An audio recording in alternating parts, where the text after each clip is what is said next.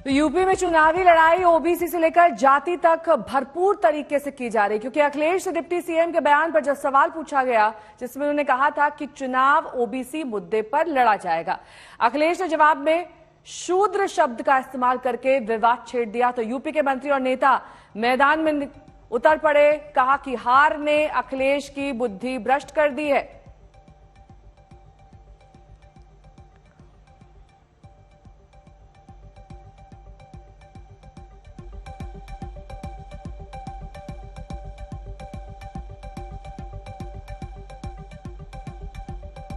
OBC समाज को लेकर के चुनाव शूद्रों से बात नहीं करते हम।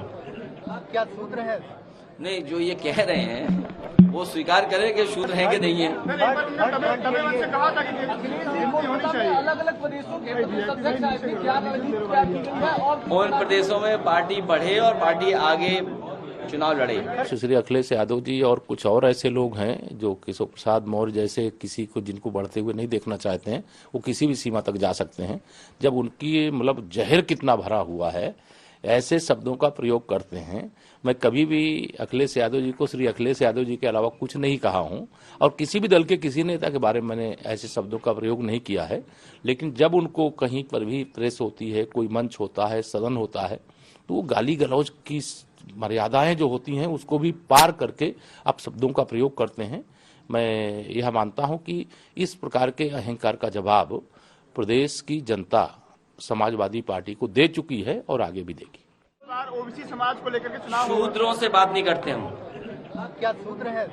नहीं, जो ये कह रहे हैं वो स्वीकार करें कि शूद्र हैं कि नहीं है। कहा था कि अलग-अलग प्रदेशों के उन प्रदेशों में पार्टी बढ़े और पार्टी आगे चुनाव लड़े। कि पहले वो ये बताएं कि वो शूद्र है कि नहीं, उसके बाद जाति का जनगणना बाकी चीजों की बात करें। मैंने ये तो कह ही रहा हूँ, वो तो किसी को भी टारगेट कर सकते। वो माननीय मुख्यमंत्री कहते हैं, वो केशव जी को कहते हैं, कभी मुख्यमंत्री बनाते हैं, कभी सूत्र बताते हैं। कुछ भी कहने में इस समय मुझे लगता है कि अखिलेश जी की बातों को ज्यादा गंभीरता से जनता उत्तर प्रदेश की नहीं ले रही है। अभी ऐसे बौखलाहट का तो बचा क्या है? मुझे समझता है स्थायी रूप से पलटन पे अखिलेश जी को उत्तर प्रदेश की जनता ने भेज दिया है और अब बंगाल चले जाएं या विदेश चले जाएं, मुझे लगता है कि अब जनता ने माफ करने वाले नहीं है। उत्तर प्रदेश की जनता आदरणीय मोदी जी, योगी जी की नीतियों पर, रीतियों पर, लोक कल्याणकारी योजनाओं पर, प्रदेश के विकास के लिए स्थायी रूप से अपना स्नेह आशीर्वाद देने का काम करेंगी और 2024 में इनकी बौखलाहट सिद्ध कर रही है कि भारतीय जनता पार्टी का कमल 80 की 80 लोकसभा सीटों पर खिलने जा रहा है। और इस बीच बड़ी खबर आपको बता दें, यूपी में मोदी के मन की बात की उर्दू किताब पर सियासत गर्मा गई है। दरअसल अखिलेश यादव ने बीजेपी के इस मुहिम को सियासी बताया है। बीजेपी अब पीएम के मन की बात पर उर्दू किताब छपवाएगी और किताब की 1 लाख प्रतियां छापी जाएंगी, जिन्हें मुस्लिम इलाकों में बांटा जाएगा।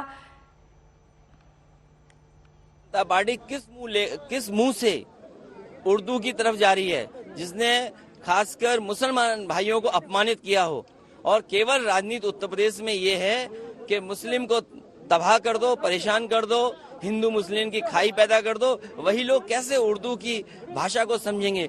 उर्दू मिलाती है, उर्दू भारतीय भाषा है, उर्दू हमारे एक दूसरे के सम्मान की भाषा है। क्योंकि वोट उन्हें चाहिए, इसलिए कुछ तो दिखावा करना ही होगा उन्हें। हमारे अल्पसंख्यक समाज को, मुस्लिम समाज को भी उनकी जो बातें हैं, जो उनके विचार हैं, जो उनकी सोच है, जो उनकी प्लानिंग है, इन तमाम चीज़ों से अवगत कराने के दृष्टि से जो है मन की बात की जो पुस्तक है उसको उर्दू में अनुवाद करने का काम किया जाएगा और जिससे जो है ज़्यादा से ज़्यादा जागरूकता फैले। देखिए, समाज में जितनी ज़्यादा जागरूकता होगी, समाज उतना ही तरक्की की तरफ आगे बढ़ेगा। यही हमारी सोच है और इसी सोच को हम आगे बढ़ाने का काम कर रहे हैं।